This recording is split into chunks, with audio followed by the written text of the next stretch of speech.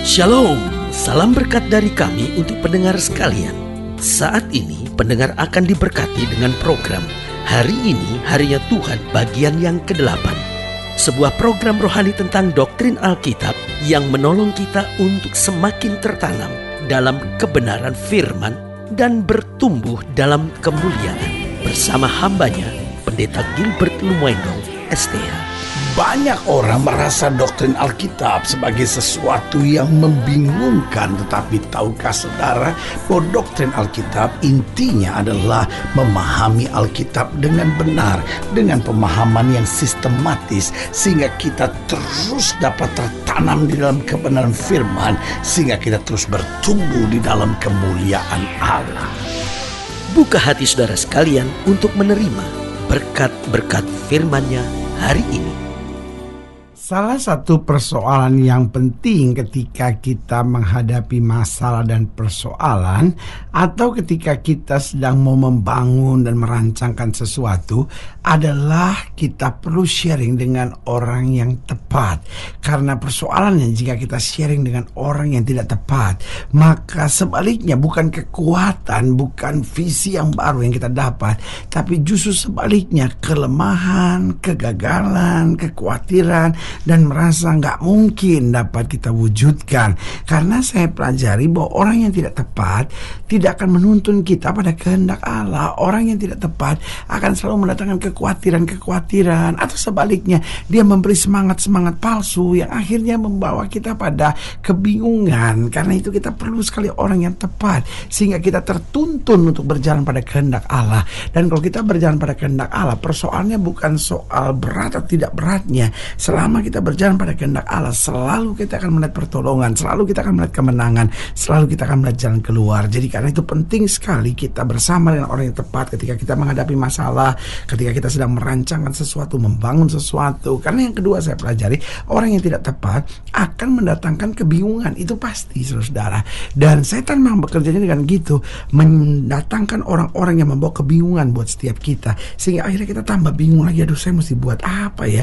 Aduh, langkah apa yang harus saya buat? Saudaraku yang kasih dalam Tuhan, itu sebabnya ketika Yosua harus menghadapi peperangan, apa yang terjadi?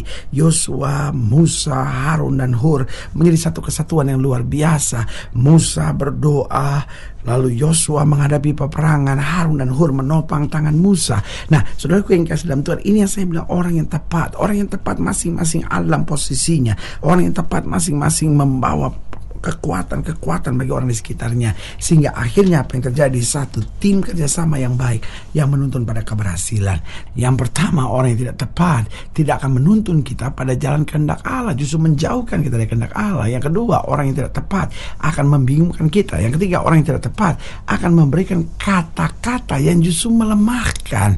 Karena orang-orang yang tidak tepat justru akan mendatangkan hal-hal yang melemahkan kita. Janganlah, percumalah, gak mungkin lah, gak bisa lah, saya sih nggak nakutin ya, tapi teman saya begitu, lalu kemudian hancur, teman saya begitu, lalu kemudian berantakan, rugi besar, sehingga akhirnya apa yang terjadi? Tidak ada semangat baru. Dan yang keempat, saya pelajari bahwa orang yang tidak tepat akan mengarahkan kita mungkin secara logika, tetapi bukan secara iman. Dia ngarahin kita betul secara logika. Kamu mikir dulu deh begini, kamu mikir dulu deh begini, betul. Akhirnya logika kita bermain. Dan tetapi padahal dalam hidup ini tidak semua dapat diuraikan dengan logika, karena ada saat-saatnya Tuhan menuntun kita jauh lebih daripada apa yang kita pikirkan. Artinya jauh lebih daripada logika manusia, karena Alkitab bilang bagi orang yang percaya tidak ada perkara yang mustahil. Karena itu belajar bersama dengan orang-orang yang tepat, mentor-mentor rohani yang dapat membimbing kita, yang menguatkan kita. Karena itu Alkitab sudah peringatkan kita, pergaulan yang buruk menghancurkan kebiasaan yang baik. Karena itu Alkitab izinkan kita untuk senantiasa dalam pergaulan yang baik, supaya kita saling dikuatkan, saling membangun, dan menuntun pada kehendak Allah. Bahkan Yesus sendiri berkata, aku tidak menyebut kamu lagi hamba, tapi aku menyebut kamu sahabat, karena segala sesuatu yang kudengar dari Bapa kuberitahukan kepadamu. Artinya apa? Kalaupun tidak ada orang yang di sekitar kita dapat menguatkan kita, kita tetap jangan sendiri, karena Yesus adalah sahabat kita yang akan bersama kita di masa yang sukar, mengeluarkan kita dari masa masa yang sukar dan membawa kita masuk pada kemuliaan yang luar biasa. Haleluya. Selamat datang dalam program kita hari ini, harinya Tuhan, sebuah program rohani yang kembali mengingatkan kepada kita betapa pentingnya kita menjadikan firman Tuhan sebagai dasar keseharian hidup kita. Karena selama kita jadikan firman Tuhan sebagai dasar keseharian hidup kita, langkah-langkah ke depan kita penuh dengan kepastian, kemenangan, berkat, mujizat, dan perkara-perkara besar. Haleluya. Dan dalam program ini kita sedang membahas tentang bersama orang yang tepat. Karena seringkali orang itu tidak bisa maju bukan karena Tuhan tidak berkati. Seringkali orang itu tidak bisa maju bukan karena bodoh. Seringkali orang itu tidak bisa maju kenapa? Salah menentukan pergaulan, salah berjalan bersama dengan orang-orang yang ada di sekitarnya. Bukan orang-orang yang bijaksana yang membangun, tetapi orang-orang di sekitarnya adalah orang-orang yang justru menghancurkan, melemahkan. Tidakkah kita ingat bagaimana Jerobeam ketika dia diangkat sebagai raja, yang pertama dia panggil penasihat-penasihat ayahnya, dan ketika penasihat-penasihat ayahnya memberikan arahan, dia tidak mau terima. Dia panggil penasihat-penasihat muda-muda seusia dia, lalu dia minta nasihat, lalu dia ikuti nasihat yang keliru ini, dan apa yang terjadi? Kemudian dia menjadi raja yang jahat di hadapan Tuhan. Saudaraku yang kasih dalam Tuhan, orang di sekitar kita akan menentukan masa depan kita. Kita mau belajar sama-sama dalam pembahasan tentang bersama orang yang tepat. Kita mau sama belajar dari Nehemia pasal 2, Nehemia pasal yang kedua ayat yang ke-11, Nehemia pasal 2 ayat 11 sampai 16. Demikian firman Tuhan di bawah judul perikop tekad untuk membangun kembali tembok Yerusalem. Maka tibalah aku di Yerusalem sesudah 3 hari aku di sana. Perhatikan ayat 12 baik-baik. Bangunlah aku pada malam hari ini bersama-sama beberapa orang saja. Lihat, saudara yang kasih dalam Tuhan, orang-orang terpilih yang dipilih oleh Nehemia yang punya visi, yang punya kekuatan hati. Dikatakan, bangunlah aku pada malam hari bersama-sama beberapa orang saja yang menyertai aku. Aku tidak beritahukan kepada siapapun rencana yang akan kulakukan untuk Yerusalem yang diberikan Allahku dalam hatiku. Juga tak ada lain binatang kepadaku kecuali yang kutunggangi. Demikian pada malam hari aku keluar melalui pintu gerbang Lebak, jurusan mata air ular naga, dan pintu gerbang sampah. Aku menyelidiki dengan seksama tembok-tembok Yerusalem yang telah terbongkar dan pintu-pintu gerbangnya yang habis dimakan api. Lalu aku meneruskan perjalananku ke pintu gerbang mata air dan ke kolam raja, karena binatang yang kutunggangi tidak dapat lalu di tempat itu. Aku naik ke atas melalui wadi pada malam hari dan menyelidiki dengan seksama tembok itu. Kemudian aku kembali lalu masuk melalui pintu gerbang Lebak. Demikian aku pulang. Para penguasa tidak tahu kemana aku telah pergi dan apa yang telah kulakukan, karena sampai kini aku belum memberitahukan apa-apa kepada orang Yahudi, baik kepada para imam maupun kepada para pemuka, kepada para penguasa dan para petugas lainnya. Lihat, saudaraku yang kasih dalam Tuhan, di ayat yang ke-12 dikatakan, bangunlah aku pada malam hari bersama-sama beberapa orang saja yang menyertai aku. Ayat yang ke-16 dikatakan, para penguasa tidak tahu kemana aku telah pergi dan apa yang telah kulakukan, karena sampai kini aku belum memberitahukan apa-apa pada orang Yahudi, baik kepada para imam maupun kepada para pemuka, kepada para penguasa dan para petugas lainnya. Saudaraku, kita dalam kehidupan keseharian kita, khususnya ketika menghadapi masalah dan sedang mau mempersiapkan rancangan sesuatu untuk membangun sesuatu, kita perlu bersama dengan orang yang tepat. Dan siapa itu orang yang tepat? Yang pertama adalah orang yang tidak bocor mulut, saudara. Hati-hati dengan orang yang bocor mulut, saudara. Mungkin orangnya kelihatannya baik, tapi kalau dia bocor mulut, bahaya, saudara. Bisa menjadi jebakan buat kita, bisa akhirnya menghancurkan dan menjerumuskan kita. Karena itu belajar bergaul dengan orang-orang yang mulutnya bisa kita pegang, yang mulutnya bisa mendatangkan berkat, yang mulutnya bisa mendatangkan pengarahan-pengarahan seturut dengan firman Allah. Tetapi orang-orang yang bocor mulut, yang cerita di sini beda, cerita di sana beda, nyampein apa-apa dibesar-besarin lagi. Waduh, saudara gue yang kasih dalam Tuhan, saudara akan sengsara, saudara akan hancur, saudara akan hidup tertekan terus. Bahkan saudara akan ngambil keputusan-keputusan yang salah jika saudara bergaul dengan orang-orang yang bocor mulut. Yang kedua saya pelajari, siapa yang kita harus bersama?